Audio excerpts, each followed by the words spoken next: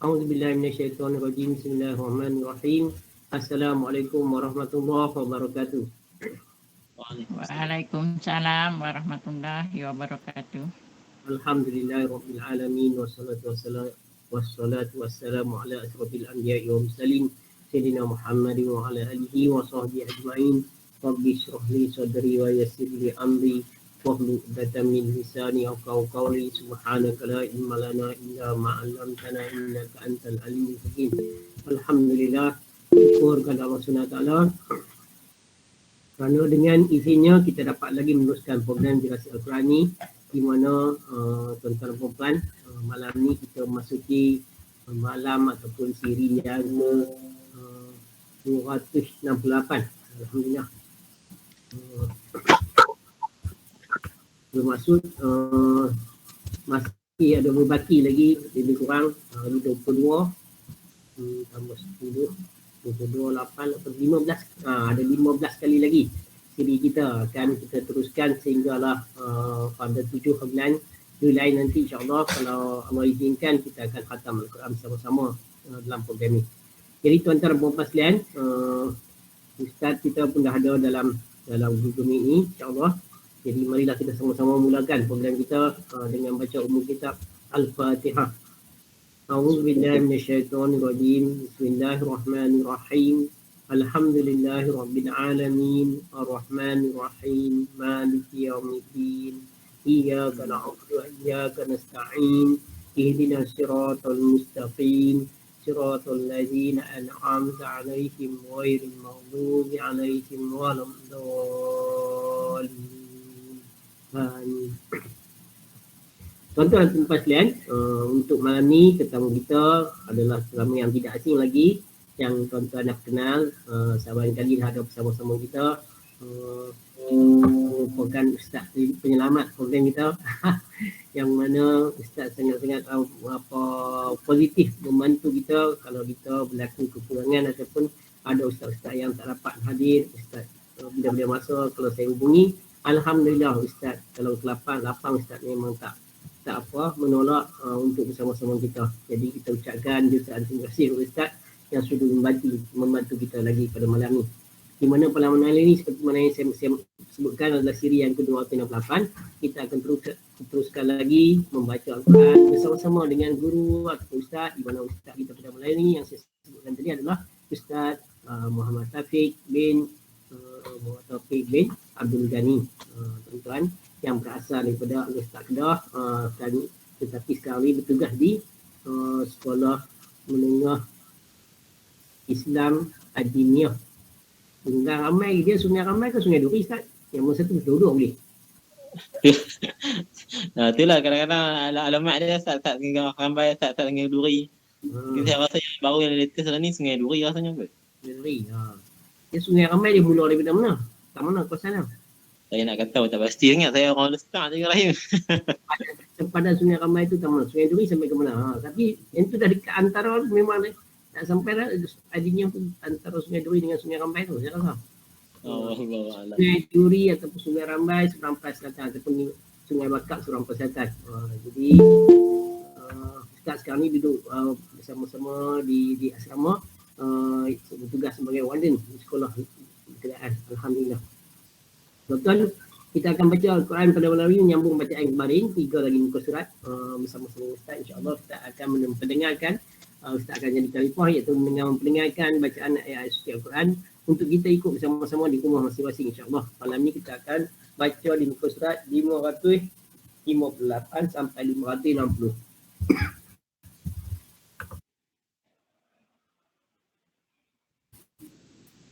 Iaitu kita akan baca surah At-Talaq dan juga dari ayat pertama sampailah ayat yang ke-12, itu At-Talaq ada 12 ayat, dan juga surah At-Tahrim. Kita akan baca malam ni sampai ayat 7 saja. Ayat 1 sampai ayat 7.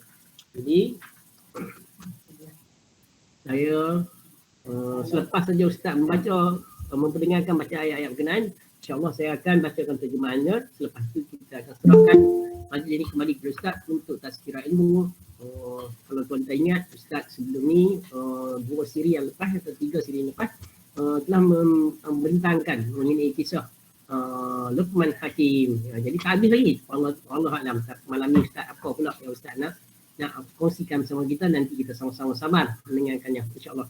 Jadi kita dengar dulu baca ayat suci Al-Quran dan kita baca bersama-sama di rumah, iaitu ayat surah At-Talaq dan juga At-Tahrim sama-sama Ustaz. Muka surat 558 sampai 560. Tanpa melengahkan masa lagi, saya dengan ini mempersilakan kepada Ustaz untuk meneruskan program siri yang ke-258 kita pada malam ini. Ke-258 kita malam ini. Silakan Ustaz. Baik, terima kasih diucapkan kepada Cikgu Rahim. Assalamualaikum warahmatullahi wabarakatuh. InsyaAllah kita akan baca sama-sama surah At-Talaq daripada ayat 1 sampailah ayat ke-16, ayat ke-12, kemudian surah At-Tahrim daripada ayat 1 sampai ayat 7. InsyaAllah.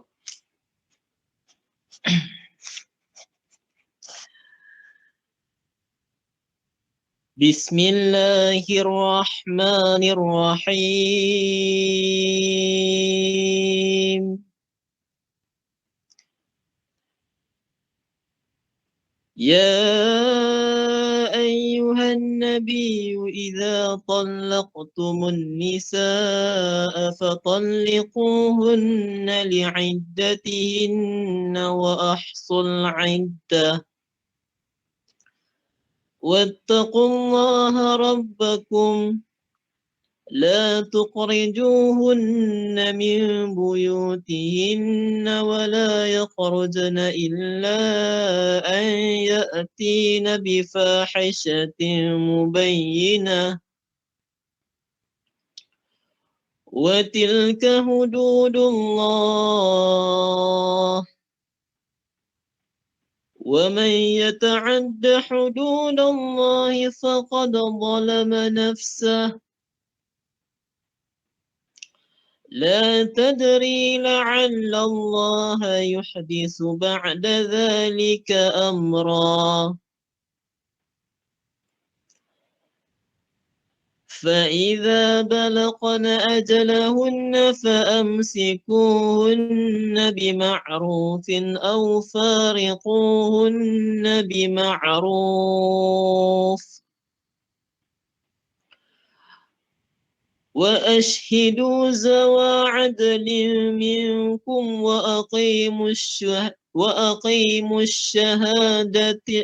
وأقيموا الشهادة لله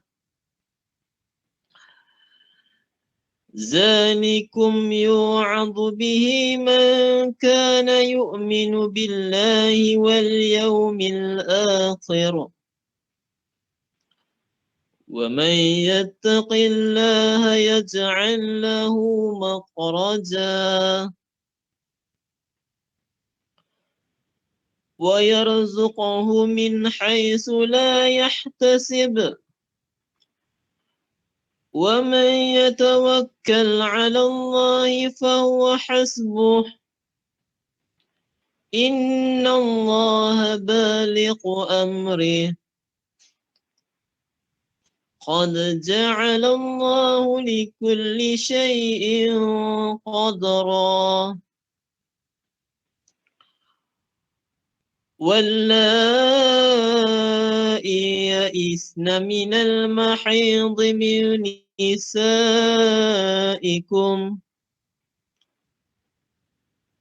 إن ارتبتم فعدتهن 3 أشهر واللائي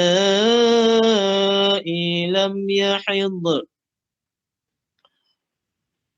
وأولاة الأحمال أجلهن أن يضعن حملهن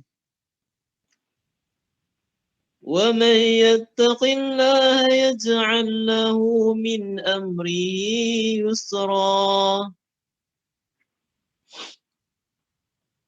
ذلك أمر الله أنزله إليكم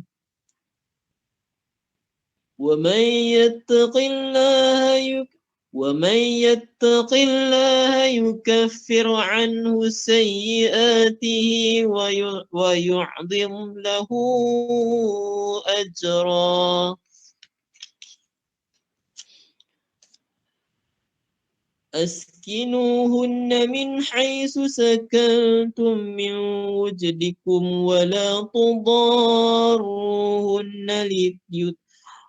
ولا تضاروهن لتضيقوا عليهن وإن كن أولات حمل فأنفقوا عليهن حتى يضعن حملهن فإن أرضعن لكم فآتوهن أجورهن وأتمرون بينكم بمعروف وإن تعاسرتم فسترضع له أخرى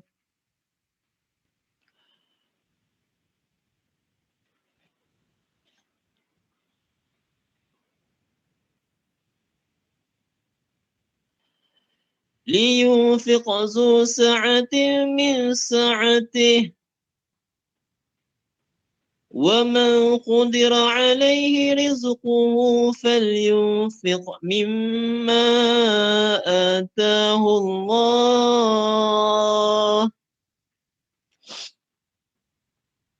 لا يكلف الله نفسا إلا ما آتاها سيجعل الله بعد عسر يسرا وكأي من قرية عتت عن أمر ربها ورسله فحاسبناها حسابا شديدا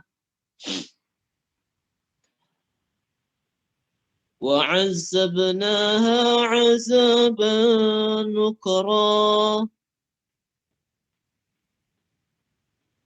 فذاقت وبال أمرها وكان عاقبة أمرها خسرا أعد الله لهم عذابا شديدا فاتقوا الله يا أولي الألباب الذين آمنوا قد أنزل الله إليكم ذكرا رسولا يتلو عليكم آيات الله مبينات ليخرج الذين آمنوا وعملوا الصالحات من الظلمات إلى النور ومن يؤمن بالله ويعمل صالحا يدخله جنات تجري من تحتها الأنهار خالدين فيها أبدا قد أحسن الله له رزقا الله الذي خلق 7 سماوات ومن الأرض مثلهن يتنزل الأمر بينهن لتعلموا أن الله على كل شيء قدير وأن الله قد أحاط بكل شيء علما. بسم الله الرحمن الرحيم.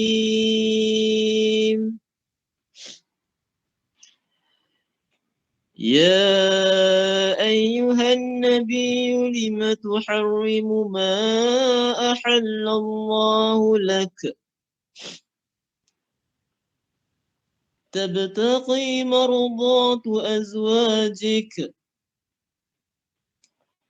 والله غفور رحيم. قد فرض الله لكم تحلة أيمانكم والله مولاكم وهو العليم الحكيم.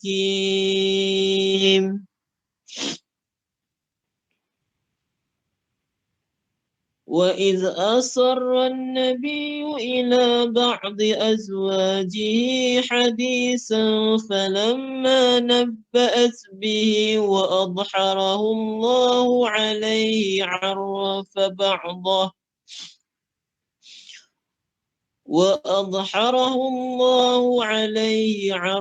بعضه وأعرض عن بعض.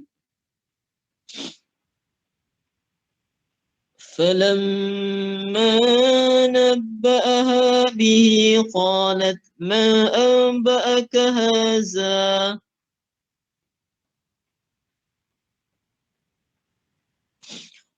قال نبأني العليم الخبير. إن تتوبا إلى الله فقد صغت قلوبكما وإن تظاهرا عليه فإن الله هو مولاه وجبريل وصالح المؤمنين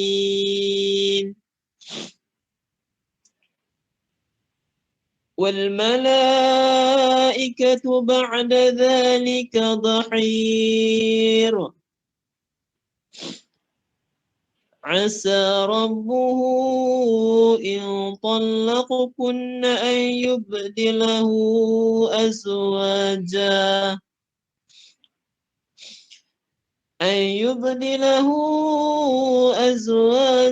خيرا منكن مسلمات مؤمنات قانتات تائبات عابدات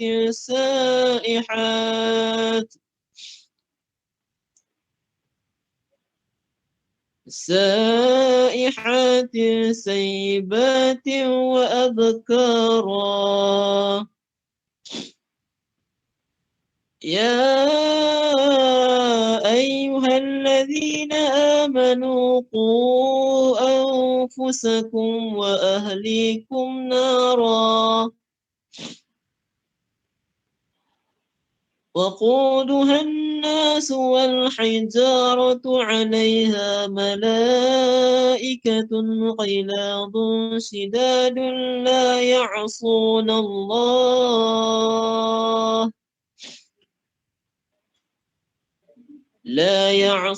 الله ما أمرهم ويفعلون ما يؤمرون.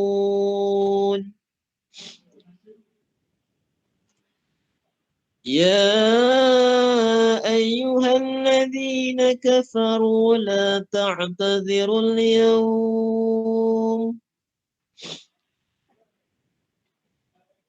إنما تجزون ما كنتم تعملون. صدق الله العظيم.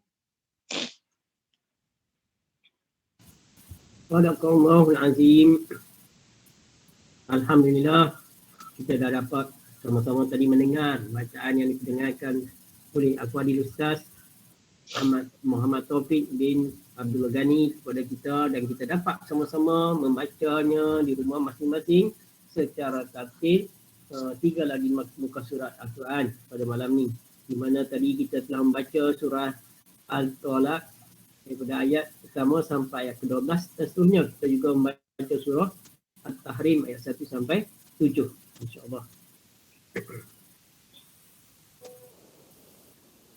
Seterusnya saya akan bacakan terjemahan ayat-ayat berkenaan di muka surat 558 sampai 560 insya-Allah.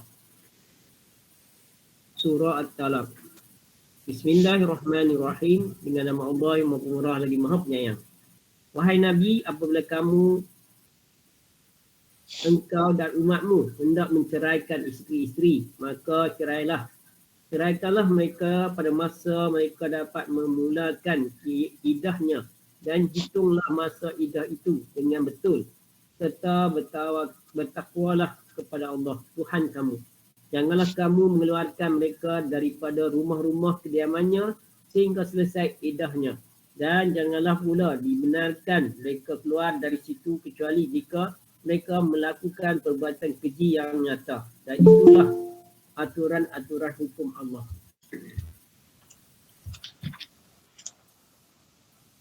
Maka janganlah kamu melanggarnya. Dan sesiapa yang melanggar aturan-aturan hukum Allah, maka sesungguhnya dia telah berlaku zalim kepada dirinya. Patuhilah hukum-hukum itu kerana engkau tidak mengetahui mungkin Allah akan mengadakan sesudah itu satu perkara yang lain. Kemudian apabila mereka hampir habis tempoh iddahnya, maka bolehlah kamu pegang mereka rujuk dengan cara yang baik atau lepaskan mereka dengan cara yang baik dan adakanlah dua orang saksi yang adil di antara kamu semasa kamu merujuk atau melepaskannya. Dan hendaklah kamu yang menjadi saksi menyempurnakan persaksian itu kerana Allah semata-mata. Dengan hukum-hukum yang tersebut diberikan peringatan dan pengajaran kepada siapa yang beriman kepada Allah dan hari akhirat. Dan sesiapa yang bertakwa kepada Allah dengan mengerjakan suruhannya dan meninggalkan larangannya, nescaya Allah akan mengadakan baginya jalan keluar daripada segala perkara yang menyusahkannya, serta memberinya rezeki dari jalan yang tidak terlintas di hatinya. Dan ingatlah, sesiapa yang berserah diri bulat-bulat kepada Allah, maka Allah cukupkan baginya untuk menolong dan menyelamatkannya. Sesungguhnya Allah tetap melakukan segala perkara yang dikehendakinya. Allah telah pun menentukan kadar dan masa bagi berlakunya tiap-tiap sesuatu.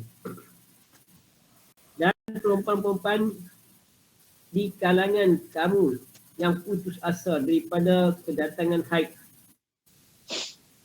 jika kamu menaruh syak terhadap tempoh iddah mereka, maka iddahnya adalah 3 bulan. Dan demikian juga dari iddah perempuan-perempuan yang tidak berhaid. Dan perempuan-perempuan mengandung, tempoh iddahnya ialah sehingga mereka melahirkan anak yang dikandungnya. Dan ingatlah, sesiapa yang bertakwa kepada Allah, nescaya Allah memudahkan baginya segala urusan. Peraturan-peraturan yang demikian adalah hukum-hukum Allah yang diturunkan dan diterangkannya kepada kamu. Dan ingatlah, sesiapa yang bertakwa kepada Allah, nescaya Allah akan menghapuskan kesalahan-kesalahannya dan akan membesarkan pahala balasannya. Tempatkanlah isteri-isteri yang menjalani iddah itu di tempat kediaman kamu mengikut kadar kemampuan kamu.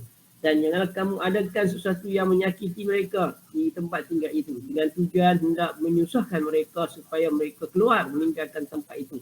Dan jika mereka dalam keadaan mengandung, maka berikanlah mereka nafkahnya sehingga mereka melahirkan anak yang dikandung. Kemudian jika mereka menyusukan anak untuk kamu, maka berikanlah mereka upahnya dan berunding dah di antara kamu dalam hal menyusu dengan cara yang baik. Dan sebaiknya jika kamu daripada kedua pihak mengalami kesulitan, maka bolehlah perempuan lain menyusukannya. Hendaklah orang yang mampu memberi nafkah menurut kemampuannya, dan sesiapa yang disempitkan rezekinya, maka hendaklah dia memberi nafkah dengan cara yang diberikan oleh Allah kepadanya sekadar yang mampu.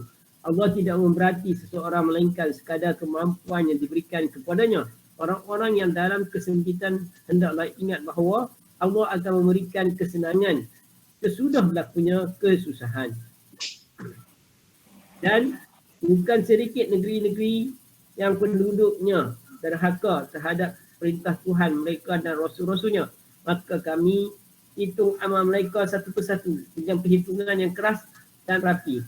Serta kami seksakan mereka dengan azab yang tidak pernah diketahui dahsyatnya. Lalu mereka merasai kesan yang buruk daripada perbuatan durhakanya. Dan perbuatan mereka itu adalah satu kerugian yang besar. Allah menyediakan bagi mereka azab seksa yang seberat-beratnya. Maka bertakwalah kepada Allah, wahai orang-orang yang berakal sempurna daripada kalangan orang yang beriman. Sesungguhnya Allah telah menurunkan kepada kamu peringatan dengan mengutuskan seorang Rasul Nabi Muhammad SAW yang membacakan kepada kamu ayat-ayat Allah yang menerangkan kebenaran supaya Allah mengeluarkan orang-orang beriman dan beramal soleh dari kalangan dari gelita kesesatan kepada cahaya hidayah petunjuk. Dan ingatlah sesiapa yang beriman kepada Allah dan beramal soleh akan dimasukkan oleh Allah ke dalam syurga yang mengalir di bawahnya beberapa sungai. Kekallah mereka di dalamnya selama-lamanya. Sesungguhnya Allah telah mengurniakan kepadanya sebaik-baik pemberian. Allah yang menciptakan 7 petala langit dan bumi dan dia menciptakan bumi seperti itu. Perintah Allah berlaku terus-menerus di antara alam langit dan bumi. Itu supaya kamu mengetahui bahawa sesungguhnya Allah Maha Kuasa ke atas segala setiap sesuatu dan bahawa sesungguhnya Allah tetap meliputi ilmunya akan tiap-tiap sesuatu. Seterusnya surah At-Tahrim ayat 1 sampai 7. At-Tahrim bermaksud mengharamkan, surah yang ke-66. Dengan nama Allah yang Maha lagi Maha Penyayang. Wahai Nabi, mengapa engkau mengharamkan menyikat dirimu daripada menikmati apa yang dihalalkan oleh Allah bagimu? Adakah engkau hendak mencari keredaan isteri-isterimu? Dan Allah sememangnya Maha Pengampun lagi Maha Mengasihani. Sesungguhnya Allah telah menetapkan bagi kamu, hai Nabi dan umatmu, untuk melepaskan diri daripada sumpah kamu. Dan Allah ialah pelindung yang mentadbir keadaan kamu dan dia Maha mengetahui lagi Maha bijaksana. Dan ingatlah ketika Allah memberitahu suatu perkara secara rahsia kepada salah seorang daripada isterinya, Hafsah. Kemudian ingatlah ketika Nabi memberitakan sesuatu perkara secara rahsia kepada salah seorang daripada isterinya, iaitu Hafsah. Kemudian apabila isterinya itu menceritakan rahsia tersebut kepada Aisyah, Allah menyatakan pembukaan rahsia itu kepada Nabi. Maka Nabi pun menegur isterinya itu lalu menerangkan kepadanya sebahagian daripada rahsia yang telah dibukanya dan tidak menerangkan yang sebahagian lagi supaya isterinya itu tidak malu. Supaya isterinya itu tidak malu. Setelah Nabi menyatakan hal itu kepada isterinya bertanya, siapakah yang memberitahu hal itu kepadamu? Nabi menjawab, aku diberitahu oleh Allah yang Maha mengetahui lagi amat mendalam pengetahuannya. Jika kamu berdua bertaubat kepada Allah, sesungguhnya hati kamu berdua telah cenderung untuk menerima kebenaran. Dan jika kamu berdua saling membantu untuk melakukan sesuatu yang menyusahkan, maka yang itu tidak akan berjaya. Kerana sesungguhnya Allah adalah pembelanya. Selain itu Jibril serta orang-orang yang soleh daripada kalangan orang-orang yang beriman dan malaikat-malaikat juga menjadi penolongnya. Boleh jadi jika Nabi menceraikan kamu, Tuhan yang akan menggantikan baginya isteri-isteri yang lebih baik daripada kamu. Jangan yang menurut perintah, yang ikhlas berimannya, yang taat, yang bertaubat dan tetap beribadat, yang berpuasa, sama ada yang janda atau yang galis kawan. Wahai orang-orang yang beriman, peliharalah dirimu daripada dan keluarga kamu daripada api neraka yang bahan bakarnya adalah manusia dan batu berhala. Neraka itu dijaga dan dikawal oleh malaikat-malaikat yang kasar layanannya. Mereka tidak menderhaka kepada Allah dalam segala yang diperintahkan kepada mereka. Dan mereka pula tetap melakukan segala yang diperintahkan. Malaikat itu akan berkata kepada orang-orang yang dimasukkan ke dalam neraka, hai orang-orang yang kufur, ingkar, janganlah kamu menyatakan uzur dengan meminta ampun pada hari ini kerana masanya telah terlambat. kamu hanyalah dibalas dengan apa yang kamu telah kerjakan. Sadaqallahul azim. Benarlah firman Allah yang Maha Agung. Alhamdulillah kita dah dapat dengar terjemahan daripada surah Al-Talaq ayat 1 sampai 12 dan seterusnya surah At-Tahrim ayat 1 sampai 7.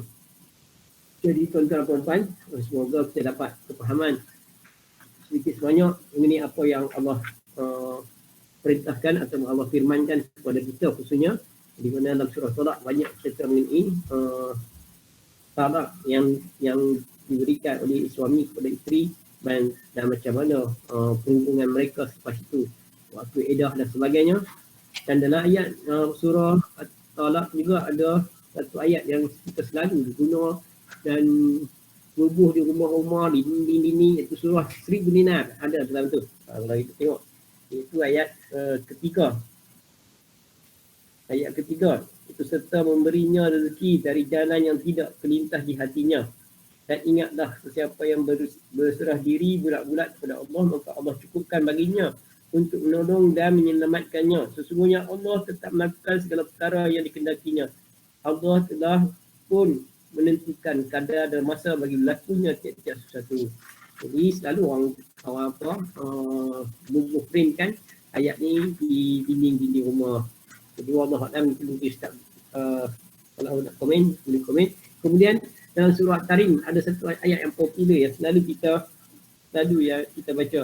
Ya ayyuhallazina amanu qu anfusakum wa ahlikum nara waquduhan nas wal hijarah uiddat 'alaiha ijaratun 'alaiha wa malaikatun idadun la ya'shu nallaha ma amarahum wa yaf'aluna ma yu'marun. Wahai orang-orang yang beriman, peliharalah diri kamu dan keluarga kamu daripada api neraka yang bahan bakarnya adalah manusia dan batu berhala. Neraka itu dijaga dan dikawal oleh malaikat-malaikat yang keras layanannya. Mereka tidak berderhaka kepada Allah dalam segala yang diperintahkan kepada mereka, dan mereka pula tetap melakukan segala perkara yang diperintahkan. Jadi mereka akan membentangkan apa yang telah dilakukan di dunia dan memberi balasan setimpal dengan apa yang telah manusia lakukan. Semoga kita mengambil iktibar daripada ayat-ayat yang dibacakan.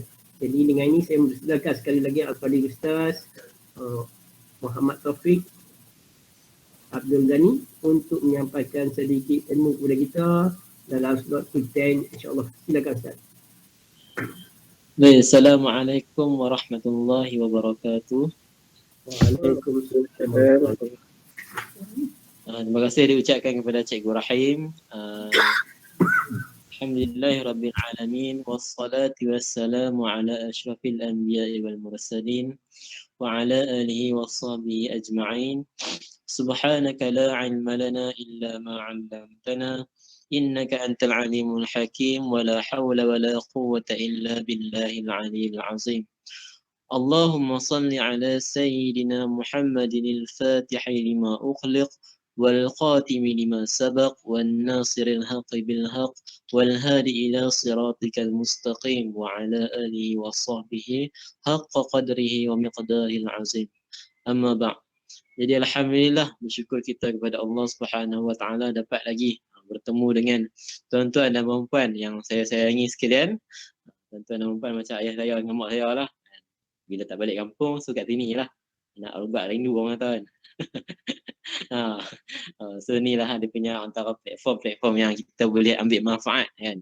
Kadang-kadang platform macam Google Meet ni ada bagi manfaat juga kan, walaupun kita tak jumpa face to face.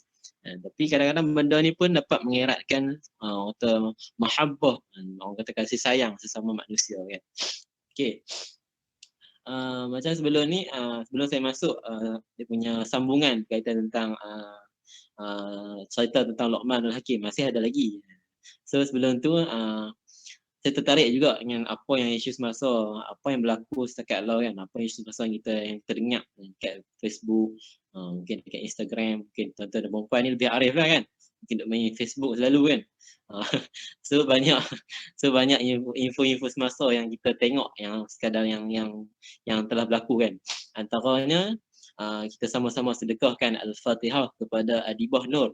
Mungkin tuan-tuan puan lagi kenal lah kan. Sebab zaman saya kecil dulu pun dia tu dah macam power dia naik time saya kecil tu dah ada naik dengan tersohor lah dengan nama dia tu kan, penyanyi.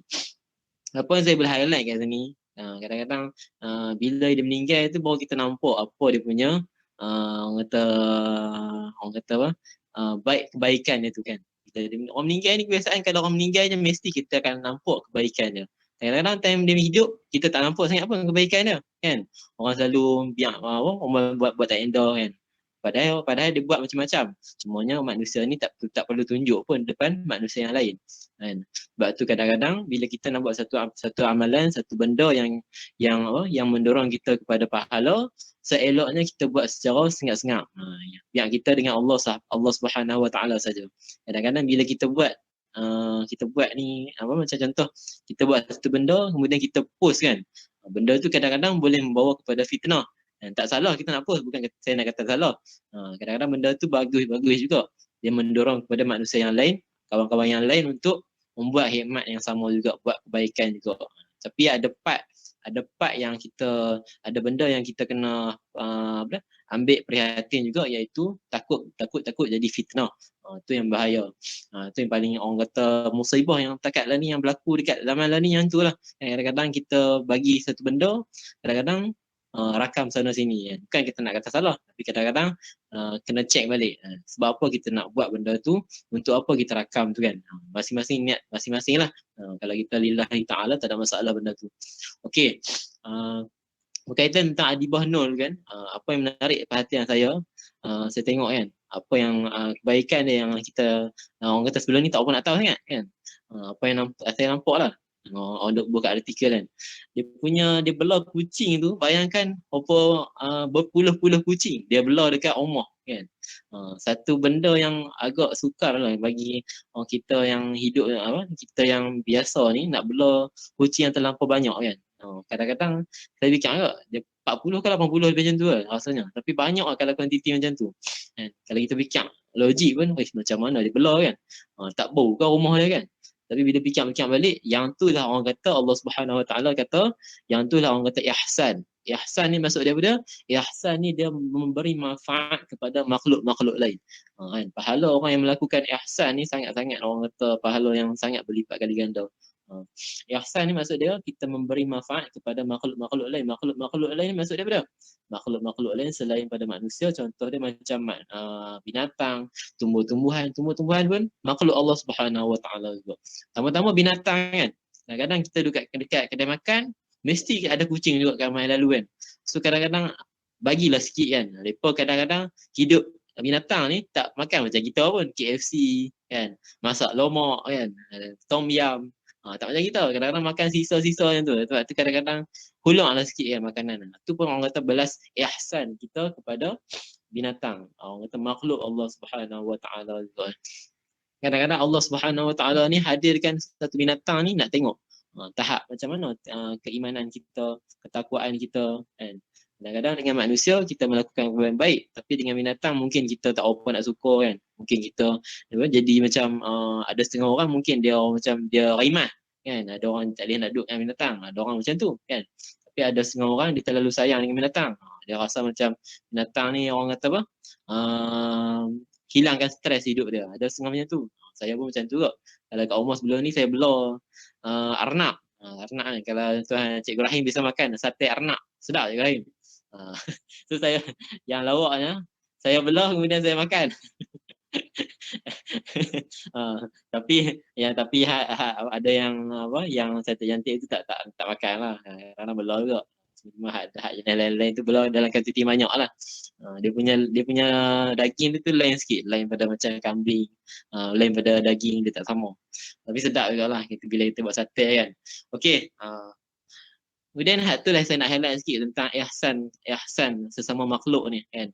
Bila Adibah Nur tu meninggal baru kita nampak ihsan dia sesama makhluk. Kadang-kadang kita dengan manusia ni memang kita kena jaga juga kan, orang kata hablum minallah hablum minan nas kan. Hubungan kita dengan Allah, hubungan kita dengan manusia. Tapi yang orang kata di samping benda-benda macam tu, kita juga boleh melakukan ihsan kepada makhluk-makhluk Allah Subhanahu Wa Taala ni, kan. Kadang-kadang contoh binatang-binatang yang liar kan, perlu juga kita kena orang kata ambil prihatin, jaga juga. Kadang-kadang contoh ular kan, ada sebab juga Allah Subhanahu Wa Taala ciptakan ular kan. Allah Subhanahu Wa Taala ciptakan khinzir, ada sebab kan. Bukan Allah Subhanahu Wa Taala ciptakan benda tu saja-saja. Tak ada benda yang Allah Subhanahu Wa Taala ciptakan dekat dunia ni saja-saja. Ada hikmah dia tersendiri. Kalau contoh macam anjing kan. Kalau anjing orang kata kalau kita tak boleh lah kan, orang Islam kan. Tapi apa dia punya kelebihan anjing ni kalau kita tengok daripada dari segi sains kan. Kalau anjing ni dia punya deria lah kan. Deria dia tu dia boleh bau kesan-kesan orang kata tempat bekas-bekas yang orang dah tinggalkan. Sebab tu kadang-kadang bila orang mati kan, dia nak cari tempat-tempat, contoh yang tempat-tempat dia dah jajaki, anjing dapat kesan. Dia macam satu deria yang sangat kuat yang Allah Subhanahu Wa Taala kurniakan kepada anjing. So benda tu sangat orang kata sangat berguna kepada manusia. Sebab tu binatang-binatang dia juga memberi manfaat kepada manusia kan. Bukan Allah Subhanahu Wa Taala ciptakan saja-saja. Malah khinzir sekali pun ada dia punya manfaat yang kita tak tahu kan. Yang Allah Subhanahu Wa Taala ciptakan benda tu untuk manfaat manusia juga. Kan ada benda yang orang kata Allah Subhanahu Wa Taala ciptakan bukan sekadar saja-saja. Okey. Yang tu selitan sajalah berkaitan tentang Adibah Nur kan, dia punya ihsan kepada binatang tu. Sebab saya pun cintakan binatang juga. Sebab tu saya rasa macam ni Adibah Nur rupanya. Kadang-kadang kita tahu dia menyanyi sajalah kan. Okey. Kemudian insya-Allah kita sambung sikit berkaitan tentang dia punya wasiat Luqmanul Hakim, tinggal sikit lagi dalam 2-3 macam tu. Kemudian habislah dia punya wasiat Luqmanul Hakim. Dia kalau perincian lagi, saya punya yang dia punya Luqmanul Hakim ni, dia punya ringkasan saja. Kalau nak ikut yang buku saya tu, dia kena cari satu kitab yang betul-betul dia punya cerita tentang wasiat Luqmanul Hakim. Yang tu memang tebal lah. Yang tu banyak dia punya perincian dia. Yang ni yang saya baca ni sekadar ringkasan sahaja. Okey. Kita baca sikit. Apa dia punya wasiat lagi Luqmanul Hakim? Wasiat kepada Luqmanul Hakim. Dia kata apa dia? Dia kata barang siapa yang penyayang sudah tentu akan disayang. Sesiapa yang suka berdiam diri sudah tentu dia akan selamat daripada kata-kata tentang perkara yang mengandungi racun. Dan barang siapa yang tidak mampu menahan lidahnya daripada berkata kotor, sudah tentu dia akan rasa menyesal. Kat sini, apa highlight dekat sini? Apa poin penting yang disampaikan dalam wasiat Luqmanul Hakim ni? Dia kata apa? Dia kata barang siapa yang penyayang sudah tentu akan disayang. Maksud kata bila kita eratkan hubungan sesama manusia, kita eratkan hubungan kasih sayang, mahabbah sesama manusia, sudah tentu kita akan disayangi orang sekeliling kita lah kan. Kita berbuat baik kepada manusia, confirm kita akan disayang sesama manusia lah. Tu yang kita berlumba-lumba melakukan amal ibadat, melakukan amal kebajikan. Kadang boleh kita ajak sama-sama kawan-kawan kan. Kadang-kadang bila kita buat benda ni secara berjemaah, baru kita rasa benda tu ada zauq, orang kata ada aura kan. Sama juga macam kita semayang berjemaah dekat surau. Kadang-kadang saya sendirilah jujur kan. Bila kita berjemaah ni kita rasa benda tu satu aura yang positif. Kalau kita semayang sendiri, kita akan rasa benda tu macam tak ada benda, macam kosong sangat kan.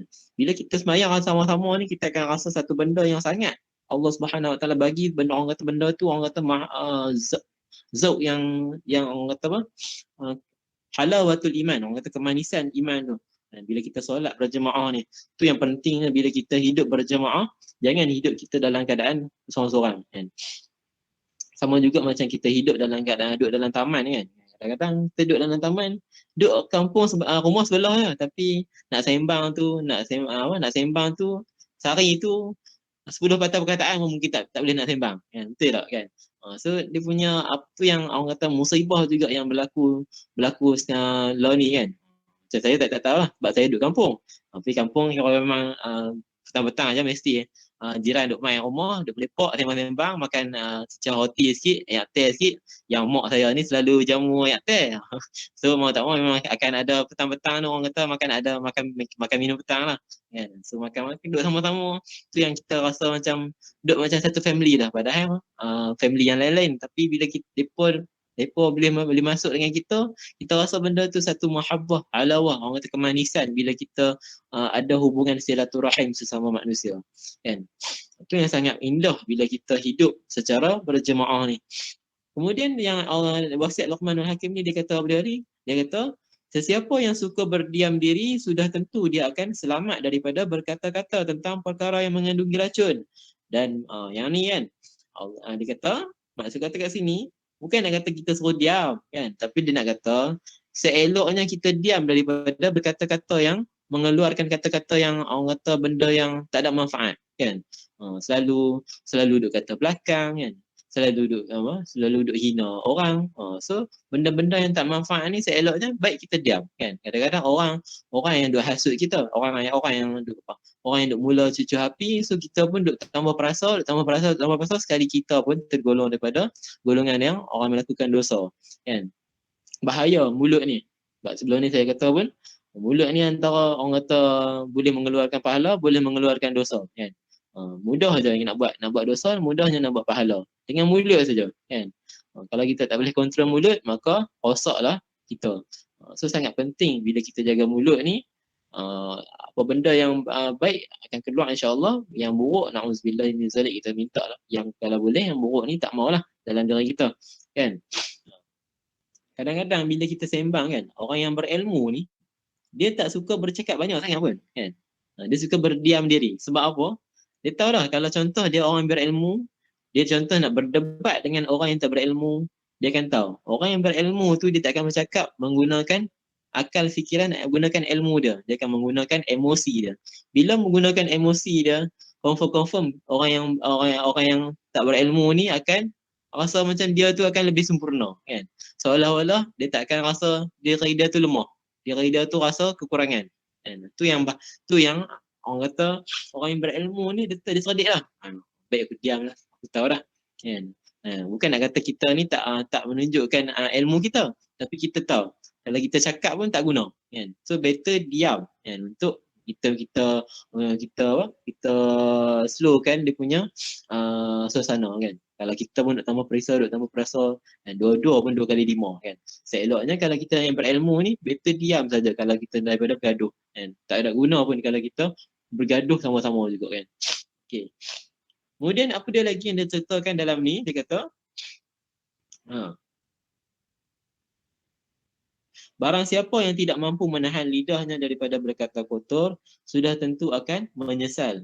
Bila kita tak boleh tahan lidah kita daripada berkata yang buruk-buruk, so Allah Subhanahu dia punya dalam wasiat Luqmanul Hakim, tambah Allah Subhanahu Wa Taala sampaikan juga dalam surah Al-Luqman, dia kata apa dia juga sama juga macam ni. Dia kata rugi siapa dia yang tidak mampu menahan lidah dia daripada berkata yang elok. Sebab apa? Bila kita berkata yang buruk, maksud kata hati kita ni mesti problem. Kan? Hati kita ni mesti problem. Sebab apa? Keluar daripada hati. Segala perkataan ni muncul daripada hati. Kalau hati dalam badan manusia ni ada seketul daging kan. Ada seketul daging. Kalau daging tu baik, maka baiklah manusia tu. Kalau buruk daging tu, maka buruklah manusia tu. Apa dia benda tu? Apa yang daging tu? Daging itulah adalah hati manusia kan. Kalau buruk hati tu, maka buruklah manusia tu. So kena tengok hati kita ni tahu mana kan. Macam mana kita dia punya ketakwaan kita kepada Allah kan. Macam mana kita menjalinkan hubungan kita dengan manusia. Hati kita boleh terima tak benda tu kan. Kemudian apa dia lagi yang dia kata? Itu yang settle untuk yang pertama. Yang kedua, apa dia lagi wasiat Luqmanul Hakim? Luqmanul Hakim dia kata makanlah makananmu bersama orang yang bertakwa. Kita kalau nak makan orang yang makan bersama dengan orang yang bertakwa. Dan musyawarah segala urusanmu dengan para alim ulama. Kalau kita nak bincang satu benda yang melibatkan orang kata pandangan kan, melibatkan pandangan, melibatkan pendapat. So seeloknya kita minta pandangan daripada alim ulama. Kadang-kadang kita minta kepada orang yang bukan bidang dia, tak berapa nak sesuai. So dia punya persepsi, dia punya jawapan dia tu tak menepati kepada jawapan yang sebenar daripada ahli-ahli yang betul. So seeloknya bila kita contoh kita nak tanya bab fiqh kan. So seeloknya tanya kepada orang yang mahir kepada bidang fiqh. Orang yang mahir bidang Quran, so, tanya kepada orang yang mahir bidang Quran.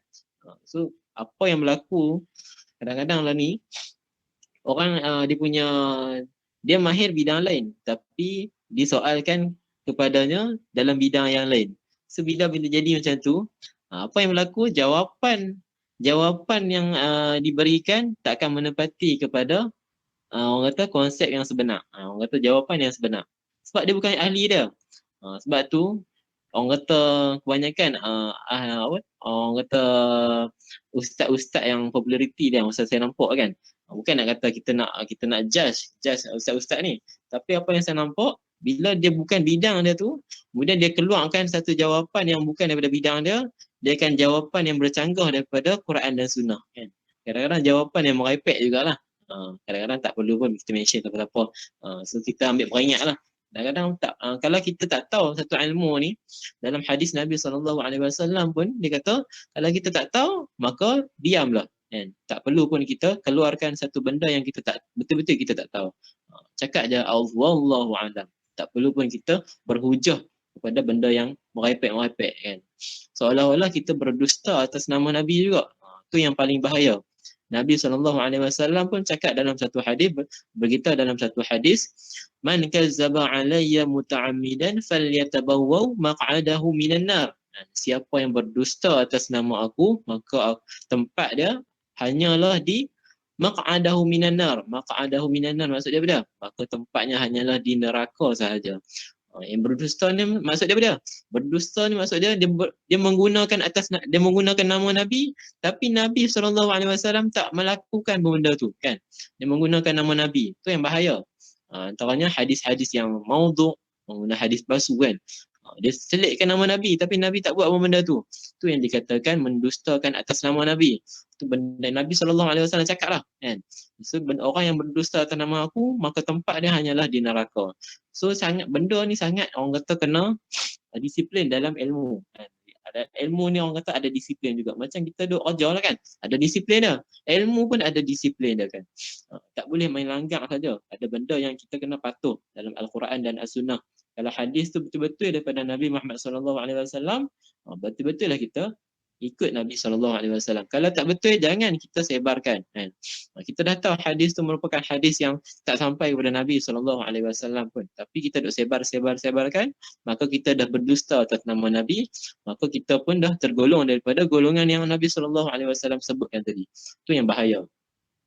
Kemudian dia kata tadi yang kita tengok tadi, makanlah makanan bersama orang yang bertakwa, macam kita bincang sebelum ni. Kalau tuan-tuan dan puan masih ingat, takwa ni maksud dia apa dia? Takwa ni maksud dia orang yang mengamalkan apa yang Allah Subhanahu Wa Taala suruh dan meninggalkan segala ni. Anak-anak pun melenting. Dia tak, orang zaman lah ni dia macam tu lah kan. Dia lain lah. Dan kalau kita tengok anak-anak zaman lah, kalau kita tak didik betul-betul, dia akan mulalah melenting kan. Bila kita tegur je, dia mula melenting, dia tak mau nak ikut apa yang kita kata. Sebab tu dalam patah pun melentur buluh biarlah daripada rebungnya. Kita lentok daripada awal, kita didik pada awal, insya-Allah bila besar mudahkan kita. Okey. Yang tu sajalah daripada saya apa yang saya boleh kongsikan hari ini. Dekat 10.34 dah. Yang tu saja. Qul qali hadza wa astaghfirullah li wa lakum. Wassalamualaikum warahmatullahi wabarakatuh. Waalaikumsalam warahmatullahi wabarakatuh. Alhamdulillah, syukur kepada Allah SWT. Malam ni kita dah dapat sama-sama lagi mendengar perkongsian yang telah disampaikan oleh Al-Fadhil Ustaz Muhammad Taufik sebentar tadi. Jadi jazakallah khairan katsiran diucapkan, tuan-tuan, menarik perkara-perkara yang dibincangkan, mengenai perkara semasa, mengenai apa arwah Allahi-Arhamah Adibah yang disebutkan tadi. Tapi satu perkara saya nak tanya lah Ustaz mengenai cerita tadi, kita ni kena mengasihi semua makhluk. Jadi kita bila macam contoh apa arwah ada buah belah kucing sampai banyak begitu sekali. Tapi di kalangan kita ni kadang-kadang dia ada belah kucing juga. Tapi kucing dia ada belah yang dia jaga tu katalah 5-6 ekor dia jaga. Yang tu saja dia jaga. Tapi kalau kucing lain kan bila dah ada kucing kat rumah, kucing lain tu teringin nak masuk rumah kita juga. Dan main di sekitar rumah kita, nampak masuk pagar kita apa semua dan sebagainya. Yang tu dia layan tak bagus. Pasal kucing lain, dia ceroboh masuk. Dia ligan, dia pakai penyapu dan sebagainya. Tu macam mana Ustaz? Tadi dia belah, tapi dia belah yang dia belah tu saja. Yang tu dia sayang, dia sikat, dia pergi mandi, apa semua. Tapi bila kucing lain menceroboh masuk, menceroboh masuk kat kawasan rumah dia, nak mendekati kucing-kucing dia ke apa semua, dia kejap lah dengan menyapu, dia baling macam-macam. Macam mana Ustaz? Okey. Baik, terima kasih kepada Cik Ibrahim. Yang ni soalan ni orang kata saya nak jawab macam mana Bagi pandangan saya lah kan. Ni pandangan saya lah. Saya duk rasa. Yang ni bergantung kepada sikap kita lah. Macam mana kita boleh layan makhluk-makhluk lain. Sama juga taraf macam benda yang kita sayang. Contohnya kalau kita terlalu sayang dengan lembu kita kan. So kalau contoh binatang lain pun sama juga kita sayang macam lembu kita. Kadang-kadang kita buat level yang berbeza sebab apa? Sebab kita beli kucing kita tu terlampau mahal. Beli sampai 1,000 kan. Beli sampai 500. Sebab tu kita rasa benda tu orang kata antara dua darjat kan. Macam cerita family juga kan. Kucing pun ada family kan. So tu yang orang kata sedikit kekurangan lah kat situ kan. Seeloknya apa yang kita perlu buat, kita berkongsi lah apa orang kata makanan juga dengan makhluk-makhluk lain walaupun contoh dia tak apa nak cantik macam kucing kita tapi seeloknya kita kongsi lah kan apa yang kita boleh kongsi untuk binatang tu juga kan. Kadang-kadang binatang yang lain ni dia nak lah berkawan dengan kucing kita. Tu tapi kita duk halang seolah-olah macam antara dua darjat lah. Kita hidup dengan orang kaya, dia hidup dengan orang golongan-golongan macam dia saja. So tak apa nak choose lah kat situ kan. Orang kata macam tadi lah, kita nak mengeratkan silaturahim. Sama juga macam binatang, kita nak bagi mereka eratkan silaturahim supaya apa? Supaya mereka akan mudah lebih mesra dan kita pun akan rasa macam satu mahabbah kepada makhluk-makhluk Allah Subhanahu Wa Taala. Okey, Cik Ibrahim bisa belah ke? Terima kasih Ustaz. Seterusnya mungkin nak jemput pakcik saya ni. Dia typing Abdul Razak bin Abdul Malik. Silakan Jiwa kalau ada perkara nak apa berinteraksi. Ustaz silakan Jiwa. Buat masa ni tak ada apa-apa.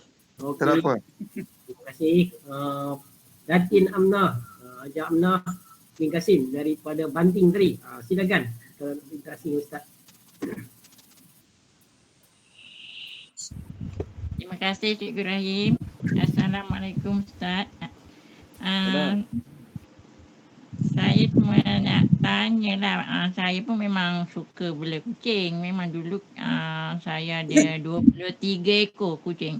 Lepas tu lama-lama tak larat lah nak buang najis dia kan. Saya tak kurung, bebas saja macam tu. Bila saya nak mesin rumput, dah terpaksa lah buang dulu kan. Benda-benda tu najis dia tu kat rumah. Terus lepas tu saya bagi ke orang lah, wearel kan dekat tu saya bagi dekat orang. Memanglah dah banyak lah saya dah bagi orang. Lepas tu ada jugalah kita orang buang jugalah. Macam mana tu Ustaz? Kadang-kadang dah tak larat dah kan nak jaga. Terpaksa lah lepaskan jugalah hantar dekat kedai-kedai tu lah. Macam mana tu Ustaz? Okey, yang ni pun mungkin ni pendapat saya lah kan. Apa yang jadi kan. Saya pun biasa juga buang kucing saya kan. Bukan sebab apa? Sebab bila kita bela kucing-kucing yang terlampau cantik, terlampau bela yang jenis comel-comel. Padahal rupanya dekat keliling jiran kita ada lagi kucing-kucing hak jenis gangster kan. Tambah-tambah jenis gangster kan. Bila duduk gangster ni habislah kucing kita. Duduk kena sakit, kita kena merawat. Jadi kesian lah kat kucing kan. So apa yang saya buat, saya pergi hantar kucing saya dekat tempat-tempat yang dia boleh makan lah kan. Kalau boleh seeloknya dekat pasar-pasar kan. Jadi kita ni tak ada masalah kalau kita nak bagi kepada orang, kita nak letak tempat-tempat yang pasar-pasar tu, tak ada masalah. Kita pun tahu niat kita bukan kita untuk kita nak biak kucing tu. Niat kita dah tahu. Kita sebab mungkin kita tak nak larat lah kan. Bukan kita niat kita benda yang buruk. Niat tu pun kita dah untuk kebaikan dia juga kan. Takut-takut nanti terbiak, nanti dia pun tak boleh terjaga juga kan. So seeloknya kita bagi kepada orang yang boleh jaga dengan baik, ataupun kita bagi kepada pasar-pasar yang mungkin ada makanan-makanan yang disediakan kan. Seeloknya kalau boleh letak dekat tempat-tempat yang ada makanan lah. Jangan dia letak tepi jalan juga. Kadang-kadang saya perasan juga orang dah letak tepi jalan kemudian letak dalam kotak tu. Saya biasa ambil kan. Orang letak dalam kotak dekat tepi jalan tu, tak apa nak clear lah kan. Kita duduk lalu lalang, kemudian takut-takut nanti kucing tu lintas, kecil lagi, bayangkan kan. Dia duduk lalu, tengok lah ada kucing kat tepi tu, duduk dalam kotak. Tak ada, restoran pun tak ada langsung, kedai makan pun tak ada. Kira kereta duduk lalu je, tu yang bahaya. So tak apa nak sesuai lah. Kalau nak letak, pastikan letak benda tu kiranya memberi cukup keperluan kepada dia. Beri keperluan kepada dia. Kira tak menyusahkan dia kan. Dia boleh hidup dengan elok juga, macam kita duduk bela dekat rumah. So tu yang seeloknya saya rada asal lah. Sebab saya pun duk biasa buang juga. Tapi buang bukan sebab niat yang buruk lah. Niat untuk kebaikan dia juga kan. Kalau tidak dia memang selalu sakit. Kucing-kucing belakang, kucing kat kampung ni Cikgu Rahim faham sendiri lah. Kucing jenis gangster. Kucing-kucing jenis gangster jenis suka duk gomoy. So habis kucing-kucing kita buka. So takut-takut nanti lama-lama meninggal kan. Kita sayang. Tapi apa-apa pun eloknya kita bagilah untuk bagi dia hidup dengan aman, bagi kehidupan yang lagi elok untuk dia. Itu pun tanda kita sayang kepada dia kan. Mudah-mudahan apa yang kita buat tu pun Allah Subhanahu Wa Taala nampak dekat akhirat nanti kan. Amin amin ya rabbal alamin. Okey, terima kasih Ustaz. Sama.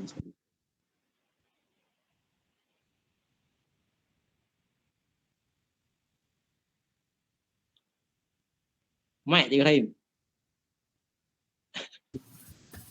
Ya, terima kasih pada pertanyaan tadi dan juga jawapan yang Ustaz berikan. Seterusnya mungkin Hajar Nolilawati nak berinteraksi dengan Ustaz, silakan. Terima kasih Tuan Haji Rahim.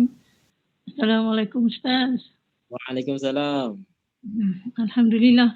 Tadi Ustaz ada sebut tentang ihsan. Ustaz ada sebut tentang Allah Subhanahu Wa Taala ciptakan binatang-binatang ni ada sebab-sebab dia yang tertentu lah kan. Jadi bila pencen ni suka tanam-tanam pokok, bunga, pokok sayur kan. Kalau tak buat sesuatu, memang tak akan dapat hasil dia lah. Pagi elok, malam nanti dia orang buat projek lah. Contohnya ladybird, cantik ladybird. Saya kata cantik, rupanya yang itu yang makan kita punya daun. Siput.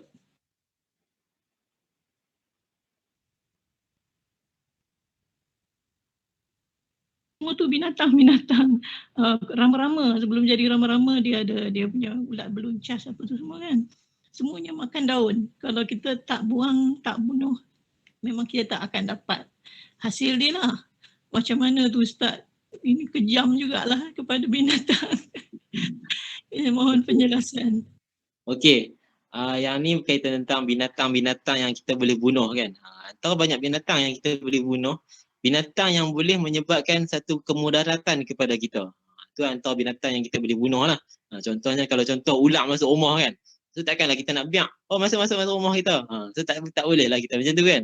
Seolah-olah kita nak biak kita ni dalam keadaan yang mudarat kan. So seeloknya kita bunuhlah binatang tu kan. Seeloknya sama juga macam binatang tadi yang Hajar Nolila cakap, bila dia mengganggu kemudaratan, dia macam mudarat untuk kita kan. So seeloknya kita bunuh juga kan. Ada binatang yang Allah Subhanahu Wa Taala bagi tahu boleh untuk kita membunuh, tapi dengan syarat lah binatang tu membagi kesan yang buruk kepada kita ataupun bagi mudarat kepada kita, bawa bisa kepada kita kan. Tambah-tambah binatang jenis bahaya. Contohnya kalau jengking kan. Kalau kita tak bunuh, nanti dia akan bagi kematian kepada kita kan. Dia sengat kita. Okey duk biak, duk bela. Ada hal ni zaman lalu duk bela jenis haiwan eksotik. Tak ada masalah binatang nak belah kan. Tapi yang tu kena fikir balik. Benda tu dia boleh membawa mudarat kepada kita tak? Binatang hak eksotik kan. Kalau hak binatang kalau kita perasan hak jenis belah, hak ulang-ulang hak jenis kuning tu tak ada masalah. Ulang-ulang jenis tu memang tak ada bisa kan. Tapi kalau kita belah hak jenis betul-betul hak ada bisa ni kan. Hak betul-betul hak ada jenis boleh mengundang maut ni, agak bahaya lagi situ kan. Saya tak apa nak elok lah kan. Takut-takut nanti memanglah dia awal-awal dia rapat dengan kita kan. Tapi takut-takut nanti dia lama-lama dia tak boleh nak kontrol. Nanti dia akan berada dalam situasi yang akan menimbulkan maut kan. So itu yang agak bahaya kat situ. So ada binatang yang Allah Subhanahu Wa Taala bagi tahu yang boleh dibunuh, yang boleh bunuh. Sama juga macam kalau contoh kita bunuh cicak kan. Cicak banyak kat rumah kita. Tu pun sama juga kan. Dia punya konsep dia. Binatang yang boleh bawa kepada mudarat kepada kita boleh dibunuh. Okey. Terima kasih Ustaz. Sama-sama insya-Allah. Haji Yaakob, tadi Ustaz memang sebut nama Haji Yaakob. Tanya yang mana pasal Haji Yaakob tak join lagi. Saya untuk lewat sikit tadi. Jadi kan nak bagi peluang untuk Haji Yaakob bersembang dengan Ustaz. Silakan Haji Yaakob. Terima kasih Haji Rahim. Assalamualaikum Ustaz. Lama tak jumpa Haji Yaakob Binatang peliharaan tadi yang kalau kerana kita binatang semua kita mengasihkan dia. Macam mana pandangan Ustaz? Macam mana tu? Kita mengasihi, kita kasih dia bagi apa dia tak boleh beranak. Contohnya kucing peliharaan kita lah selalu mandulkan dia. Jadi kalau nak guna 5 ekor dia tak tambah-tambah. Sebab tu dia tak bagi cumuk. Jadi macam mana tu? Kejam tak kejam kita? Dia kalau yang ni dia ada banyak pandangan juga ni. Ada yang membenarkan benda tu, ada juga yang orang kata tak apa nak membenarkan benda tu. Sebab apa? Sebab bila kita buat kasih ni kita dah kita dah bagi satu halangan kepada binatang-binatang ni untuk melakukan kehidupan yang normal macam kita kan. Kadang-kadang kita cuba kita fikir kan. Kalau contohlah kita kena kasih kan. Agak-agak macam mana kehidupan kita kan. So jadi orang jadi macam kehidupan kita tak normal. So sama juga dia punya konsep dia. Bila kita buat satu benda yang melanggar hukum hidup dia tu, so tak apa nak elok lah kan. Lagi kalau yang kata kalau boleh tu, yang dibolehkan bila kasih ni untuk apa dah?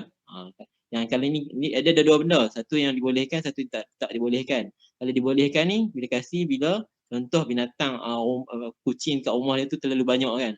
Raja dapat anak je. So dibolehkanlah kasih kan untuk menghindarkan daripada penyakit ke. Contohnya kita nak menghindarkan daripada benda-benda yang mudarat lagi teruk kan. So dibolehkan.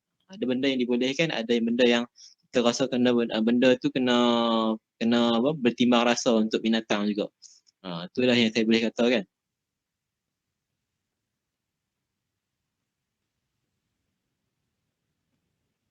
Yang tak boleh pula Ustaz. Yang tak boleh pula. Tak boleh kasih ya. Dia kalau tak boleh, kalau saya dah rasa lah kalau tak boleh kasih ni, maksud kata kat sini tak boleh kasih dengan nak kata macam mana? Dia seolah-olah dia macam kita mengganggu kehidupan normal dia tu lah. Kalau saya rasa kalau tak boleh, kalau kita duk kasih dia kan. Kalau tak boleh kasih ni, kalau kita dia banyak pandangan juga, saya nak cakap pun tak apa nak berani saya bab ni. Minta maaf ya Haji aku. Tak apa. Takut saya tersilap nanti, saya kena tengok balik perujukan dia tu. Tadi kita cerita pasal kucing yang dikasih kan. Okey baik. Manusia yang dikasih pun ada. Kalau kita tengok cerita zaman Maharaja Cina dulu. Betul. Mereka punya sida-sida dia tu yang duduk dekat istana yang dengan gundik-gundik raja, maharaja, jadi dia kena kasih. Tapi tak tahu lah macam mana hidupan dia pun normal tak normal. Macam Ustaz kita kata memang tak normal dah. Macam tak ada mana lah hidup pun. Tapi dia pun nak memperhambakan diri kepada maharaja pun tidak, nanti dia pun dibunuh dan sebagainya. Jadi dia pun jadi taat macam tu lah, kena takut. Jadi Sebab tu kita kena tengok, sebab kena tengok juga tujuan kasih tu untuk apa. Tujuan kasih tu untuk apa. Kita buat kasih tu untuk apa. Kalau contoh untuk menghindarkan daripada benda yang berlaku teruk lagi, contohnya berlaku lagi banyak zina kan. So seeloknya benda tu kena banyak, kena kasih lah kan. Ni kalau macam manusia lah, kalau benda zina binatang tu lain lah kan. So sama juga dia punya konsep dia. Tengok tujuan dia untuk apa. Untuk kebaikan ataupun untuk keburukan kan.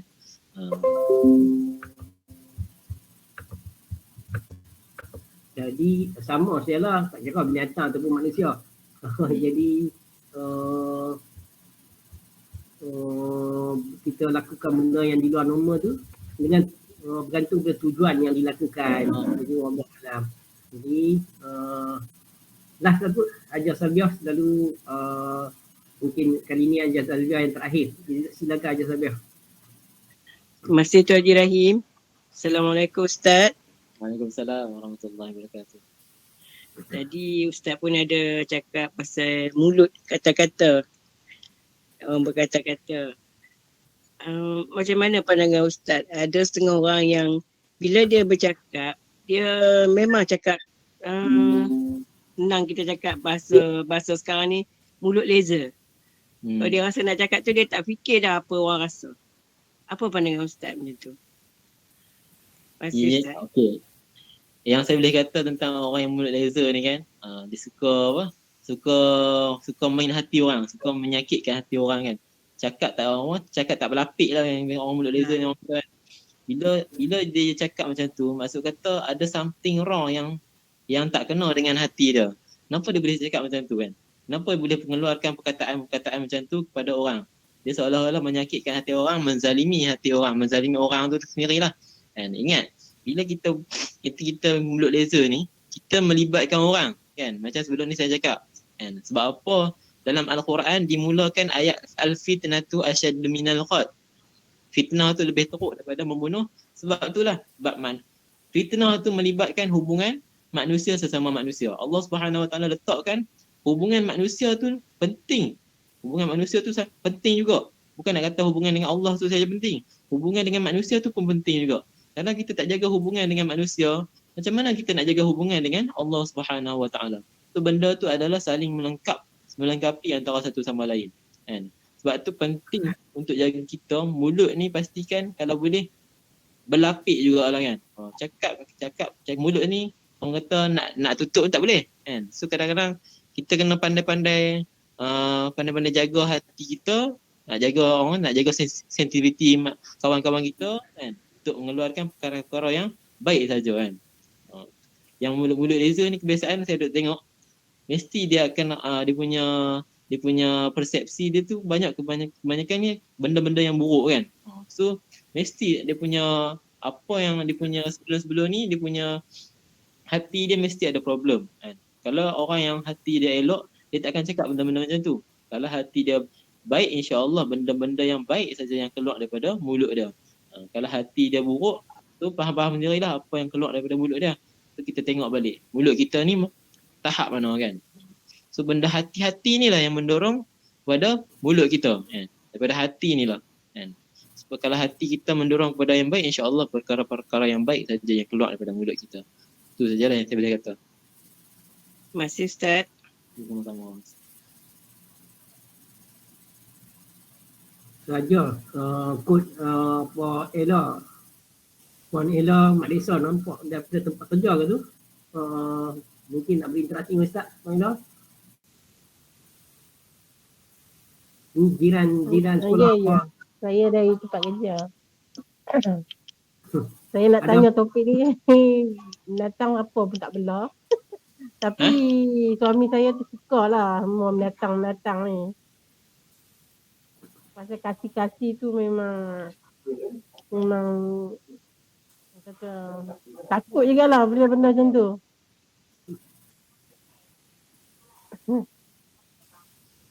Kena bertugas sampai berapa?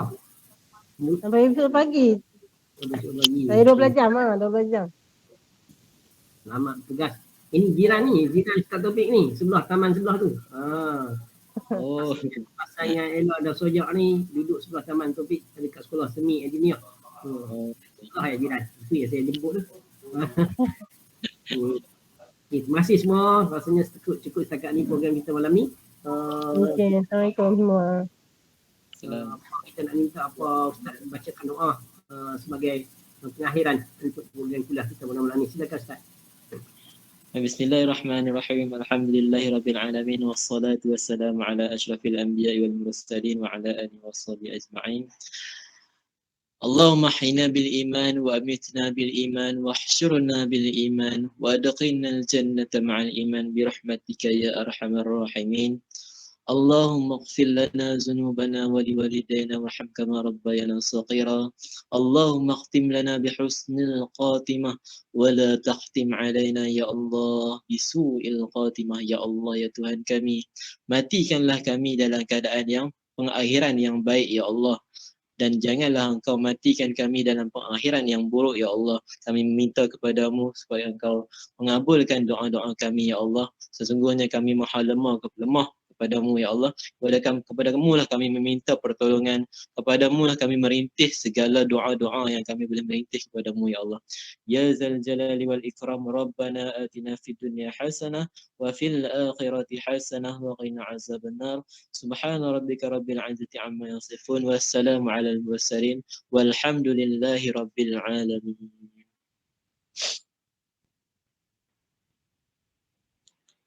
Mike Ibrahim. Allahumma arhamna bil-Qur'an waj'alhu lana imaman wa rahmah. Allahumma akhirna minhu ma nusina وعلمنا منه وجاهدنا وارزقنا تلاوته آناء الليل وأطراف النهار واجعله لنا حجة يا رب العالمين. اللهم بحمدك أشهد أن لا إله إلا أنت أستغفرك وأتوب إليك. بسم الله الرحمن الرحيم. إن الإنسان لفي خسر إلا الذين آمنوا وعملوا الصالحات وتواصوا بالحق وتواصوا بالصبر. Terima kasih diucapkan kepada Ustaz Taufik kita lagi kita malam ni. Alhamdulillah sangat membantu dalam program kita. Dan seterusnya kepada tuan-tuan Bombay yang turut istiqamah. Jumpa lagi malam itu. Wabillahi taufiq wa hidayah. Wassalamualaikum warahmatullahi wabarakatuh. Waalaikumsalam warahmatullahi wabarakatuh. Terima kasih Ustaz. Terima kasih. Terima kasih Ustaz. Assalamualaikum. Terima kasih Cikgu Rahim. Terima kasih semua. Assalamualaikum warahmatullahi wabarakatuh.